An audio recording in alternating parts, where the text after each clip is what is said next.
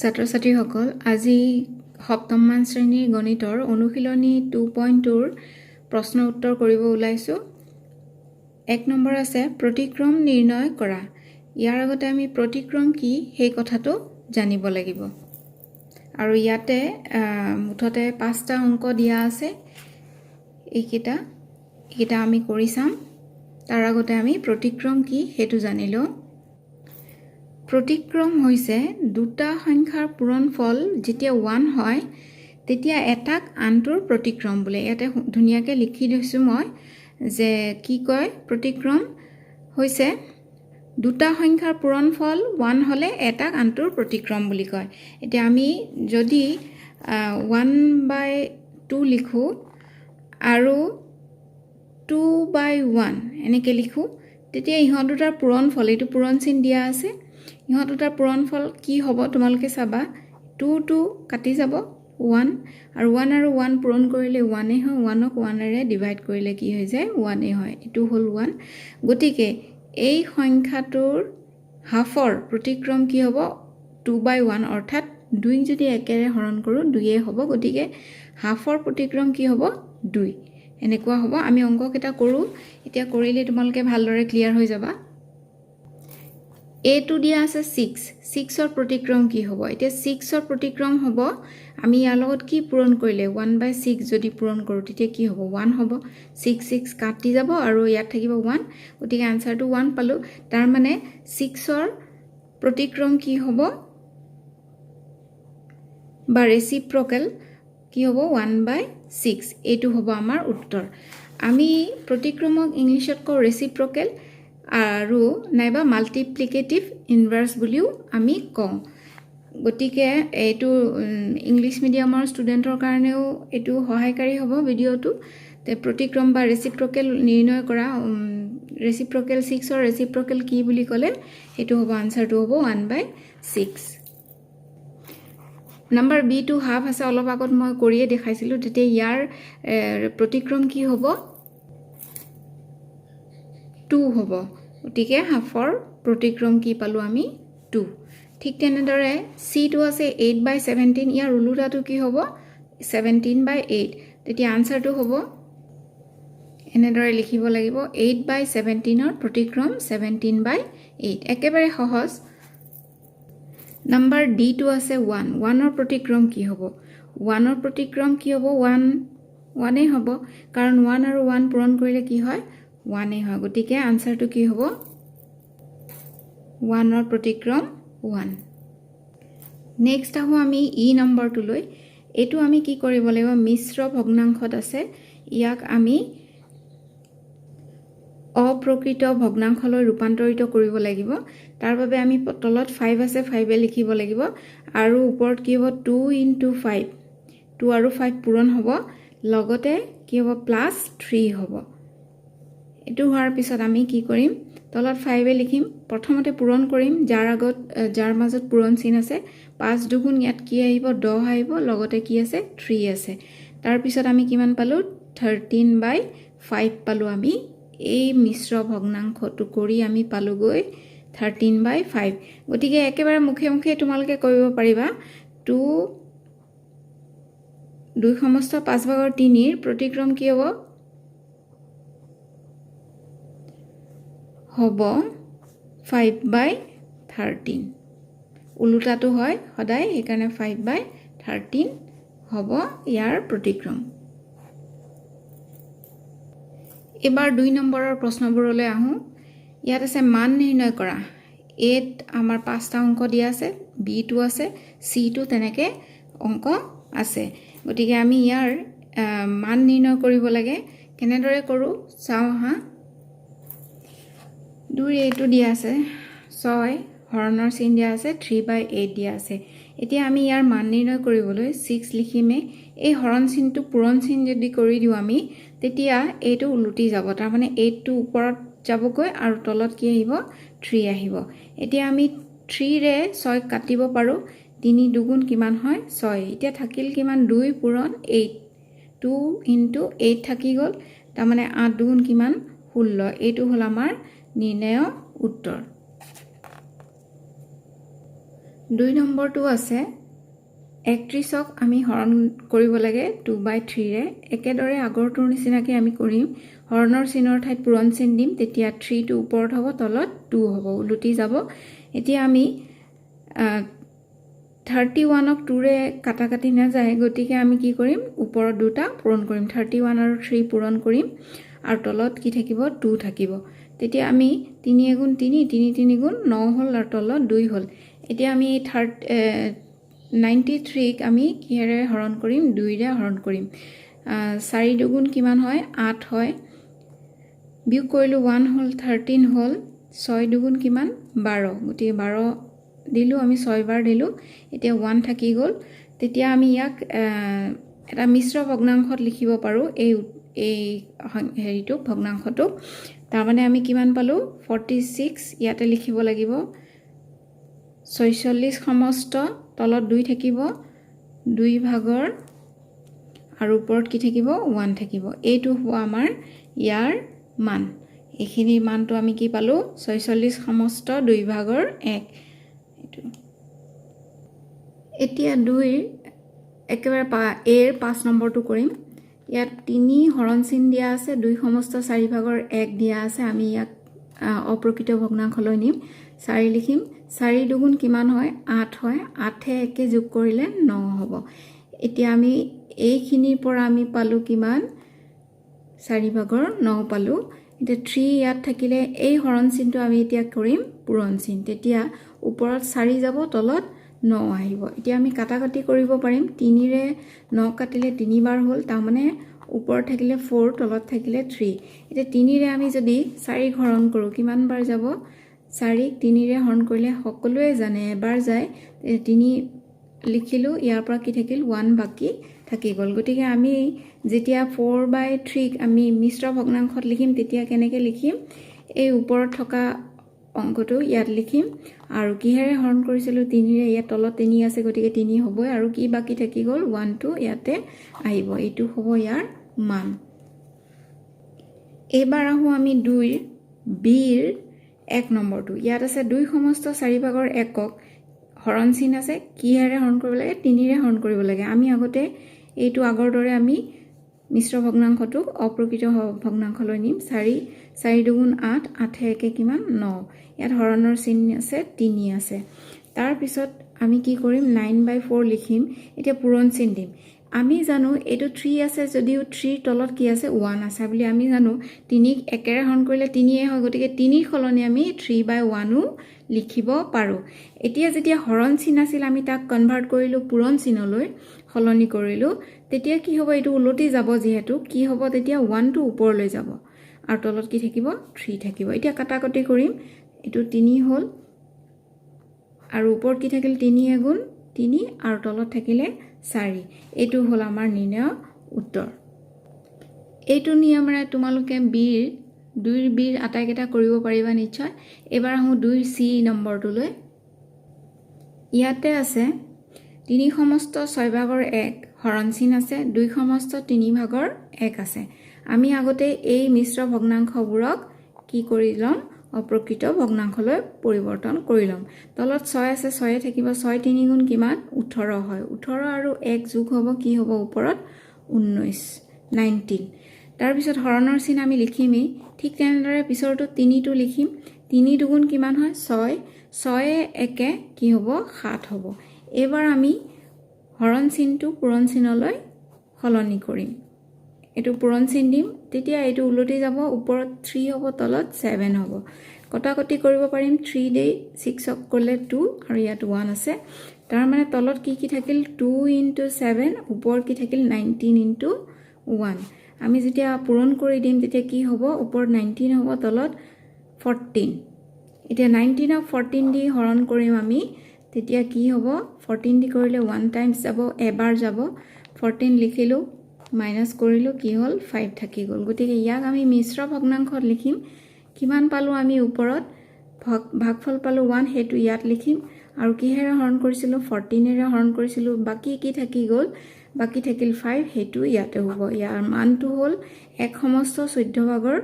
5 এতিয়া আহো আমি 3 নম্বৰ অংকলৈ এই অংকবোৰ সাধাৰণতে কিবা কিবি ইণ্টাৰভিউবিলাকত আহে কম্পিটিটিভ এক্সামবিলাকত সেইকাৰণে এতিয়া তোমালোকে ছাত্ৰ ছাত্ৰীসকল তোমালোকে এতিয়া ভালদৰে শিকি লোৱা যাতে আগন্তুক তোমালোকে যিবোৰ জীৱনত পৰীক্ষা দিবা ইণ্টাৰভিউৰ বাবে বহিবা সেইবোৰত যাতে তোমালোকে কৃতকাৰ্য হ'ব পৰা অংকৰ ক্ষেত্ৰত গতিকে ভালদৰে এতিয়া চাই যাবা এইবোৰ বিৰাট ইম্পৰ্টেণ্ট অংক গতিকে মই কৰি দিছোঁ চোৱা প্ৰথমতে 3 নম্বৰটো আছে 3/4ৰ ৰ আছে 18/15ক এইটো ব্ৰেকেটৰ ভিতৰত আছে ইমানক 2/4/3ৰে হৰণ কৰা আমাক অংকটো ভাষাৰে দিয়া আছে কিছু যেনেকৈ ইমানেৰে হৰণ কৰা বা ইমানৰ বুলি দিয়া আছে গতিকে তাৰ সলনি কি চিন ব্যৱহাৰ হ'ব চাই লোৱা তোমালোকে ইয়াত প্ৰথমতে আমি 3/4 ৰ মানে সদায় পূৰণ চিন হয় আৰু 8/15 ইয়াত লিখিলোঁ ইমানক এই গোটেইখিনি কি কৈছে ইমানেৰে হৰণ কৰা তাৰমানে মাজত এইখিনিৰ মাজত কি হ'ব হৰণ চিন হ'ব আৰু ইফালে আহিব 2/4/3 এতিয়া আমি আগৰ দৰে কৰি যাম আৰু সদায় আমি এটা ৰুল পাইছিলোঁ মই তোমালোকক আগতেও ভিডিঅ'ত কৈছোঁ অংকবোৰত যে BODMAS ইয়াত বি মানে ব্ৰেকেট আগতে ব্ৰেকেটৰ কাম কৰিব লাগে সেয়া আমি ব্ৰেকেটৰ কাম ইয়াত ৰ আছিল নহয় ৰৰ সলনি আমি পূৰণ চিন দিছোঁ এইখিনিৰ কাম আগতে কৰিম অ মানে অফ মানে ৰটো দেখিছা ৰৰ কাম কৰিমেই তাৰপিছত ডি মানে ডিভিজন তাৰপিছত ডিভিজনৰ কাম কৰিব লাগে তাৰপিছত মাল্টিপ্লিকেশ্যন এম মানে পূৰণ ডি মানে ডিভিজন মানে হৰণ তাৰপিছত মাল্টিপ্লিকেশ্যন মানে পূৰণৰ কাম তাৰপিছত এডিশ্যন মানে যোগৰ কাম তাৰপিছত ছাবট্ৰাকশ্যন মানে বিয়োগৰ কাম তেতিয়া আমি এই ৰুলটো সদায় ফ'ল' কৰিব লাগে যিকোনো সৰল কৰাৰ অংকৰ ভিতৰত গতিকে এতিয়া আমি কৰোঁ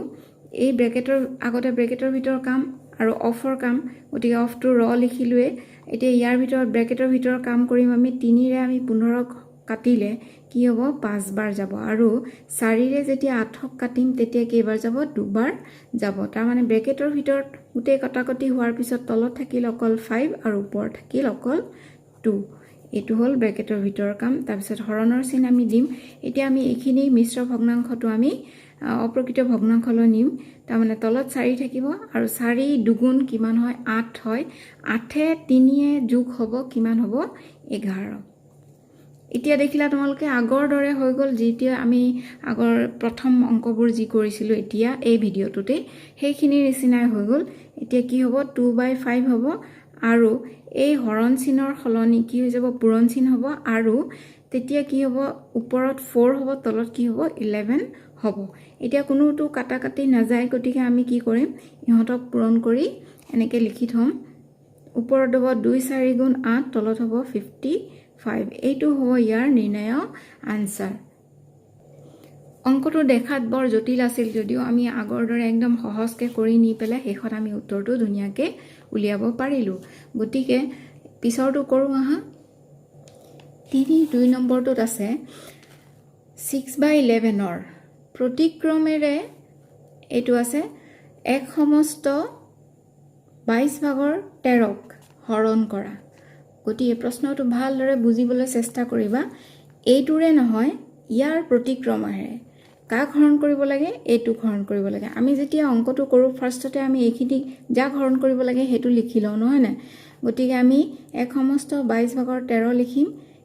এইখিনিক ক দিয়া আছে এইখিনিক কি কৰিব লাগে হৰণ মানে আমি হৰণৰ চিন দিম কিহেৰে কৰিব লাগে হৰণ এইটোৰ প্ৰতিক্ৰমেৰে ইয়াৰ প্ৰতিক্ৰম আমি দেখা দেখি জানো কি হ'ব 6/11ৰ প্ৰতিক্ৰম 11/6 ইয়াত আমি লিখিম 11/6 ইয়াত যিটো লাইন দিয়া আছে কথাখিনি যিখিনি দিয়া আছে সেইখিনি যদি আমি সঠিককৈ বুজি নাপাওঁ তেতিয়াহ'লে আমাৰ অংকটো কৰোঁতে ভুল হৈ যাব উত্তৰটো ভুল হ'ব গতিকে প্ৰথমতে আমি প্ৰশ্নটো কি দিছে সেইটোৱে ভালদৰে বুজিবলৈ চেষ্টা কৰিব লাগে আৰু বুজাৰ পিছত আমি আগবাঢ়িব লাগে গতিকে আমি এতিয়া বুজি পালোঁ যে ইয়াৰ প্ৰতিক্ৰমেৰে ইয়াক হৰণ কৰিব লাগে গতিকে এইখিনি আমি লিখি লৈছোঁ আৰু তাক কি কৰিব লাগে 6/11ৰ প্ৰতিক্ৰম মানে 11/6ৰে হৰণ কৰিব লাগে এতিয়া আমি আগৰ দৰে দেখিছোঁ আমি আগৰ এনেকুৱা ধৰণৰ অংক আমি এই ভিডিঅ'টোৰ আৰম্ভণিতে কৰিছোঁৱে গতিকে আমি ইয়াত কি কৰিম 22 লিখিম আৰু 22ৰে 1ক পূৰণ কৰিলে 22ৱে হয় তাৰ লগত কি যোগ কৰিব লাগিব 13 যোগ কৰিব লাগিব তাৰমানে এটো হ'ব 5 এটো হ'ব 3 নহয়নে 22 আৰু 13 যোগ কৰিলে কি হ'ব 35 হ'ব 22 যোগ 13 দেই 22 প্লাস 13 এটো হলে কি হ'ব এটো সোৱা 3 2 5 আৰু 3 2 1 3 এটো হলনে গতিকে আমি 35 লিখিছো আৰু এই হৰণ চিনটোৰ খলনি আমি কি কৰিম আগতেও কৰি আইছো পূৰণ চিন কৰি দিম পূৰণ চিন কৰিলে কি হ'ব ওপৰত 6 হ'ব তলত 11 হ'ব এতিয়া আমি যদি পূৰণ কৰি দিও পূৰণ কৰাৰ আগতে আমি কটাকটি কৰা গৈছে যাব চাই লওঁ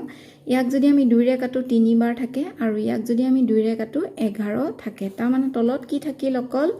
11 পূৰণ 11 থাকিল আৰু ওপৰ কি থাকিল 35 into 3 থাকি গল এটো 3 ইয়াত লিখিলো গতিকে আমি এতিয়া যেতিয়া পূৰণ কৰিম তেতিয়া কি হ'ব 11 11 পূৰণ কৰিলে 121 হয় আৰু 3 ৰে 35 ক পূৰণ কৰিলে 5 3 গুণ 15 আৰু 5 হাতত 1 থাকিলে 3 3 গুণ 9 আৰু 1 কে কিমান হ'ল 10 হ'ল আমাৰ উত্তৰ হ'ল 105 কিহৰে হৰণ আছে 121 105 divided by 121 এটো হল ইয়াৰ উত্তৰ এবাৰ 3 নম্বৰটো সাম কি আছে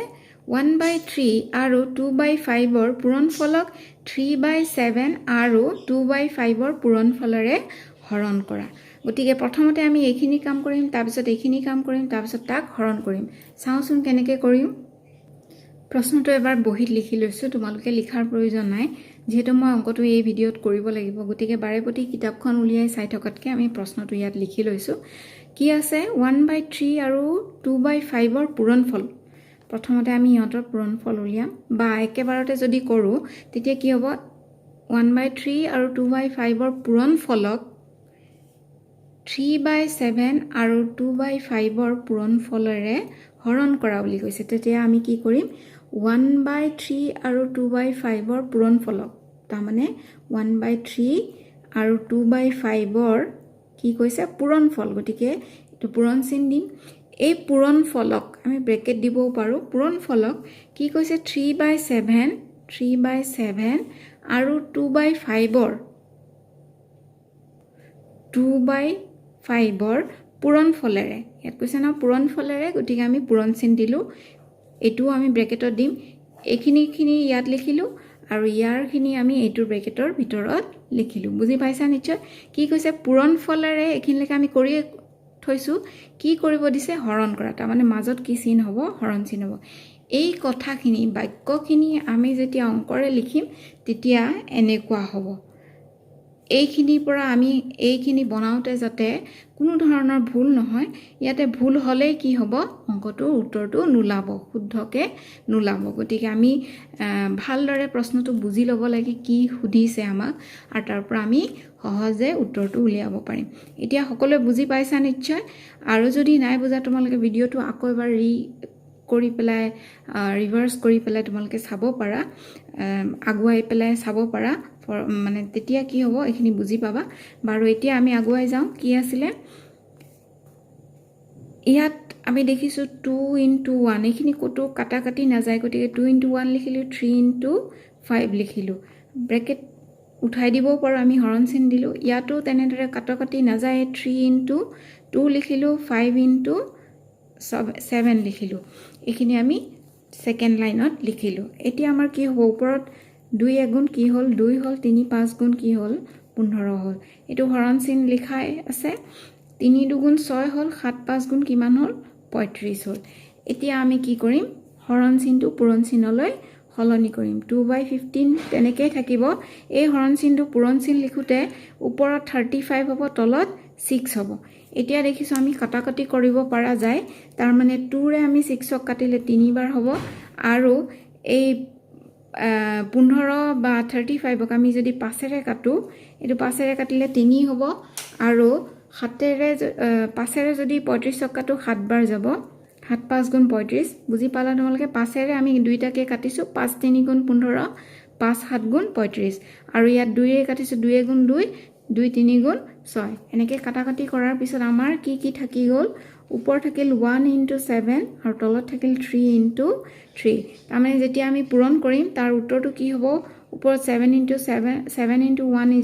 7 আৰু 3 × 3 = 9 তাৰমানে 7/9 হ'ল আমাৰ নিৰ্ণয় আনসাৰ গতিকে দেখিলা ছাত্ৰ ছাত্ৰীসকল অংকবোৰ দেখাত যিমান জটিল কিন্তু সিমান জটিল নহয় তোমালোকে মনোযোগ দি পেলাই নিজে ইচ্ছা কৰিব লাগিব যে মই অংক শিকিম তেতিয়া তোমালোকে নোৱাৰাৰ কোনো কথাই নাই সকলো পাৰি যাবা একদম শান্ত মনেৰে আৰু মনোযোগেৰে একাগ্ৰতাৰে তোমালোকে শিকিবলৈ চেষ্টা কৰা তেতিয়াহ'লে নিশ্চয় সকলো উত্তৰ তোমালোকে শুদ্ধভাৱে উলিয়াব পাৰিবা আৰু দেখিবা মানে অংকৰ ক্ষেত্ৰত আটাইতকৈ ভাল লগা এটাই কথা তোমালোকে যেতিয়া অংকটো বুজি পাবা আৰু সেই অংকটো বুজাৰ পৰা নেক্সট তেনেকুৱা ধৰণৰ আৰু এটা অংক কৰোঁতে উত্তৰটো যদি তোমালোকৰ কিতাপৰ উত্তৰৰ লগত মিলে তেতিয়াহ'লে কিমান এটা আনন্দ অনুভৱ হয় সেইটো তোমালোকে নিজে বুজি পাবা গতিকে আগলৈ তোমালোকে অংকবোৰ চাই থাকিবা আজিলৈ এৰিছোঁ ধন্যবাদ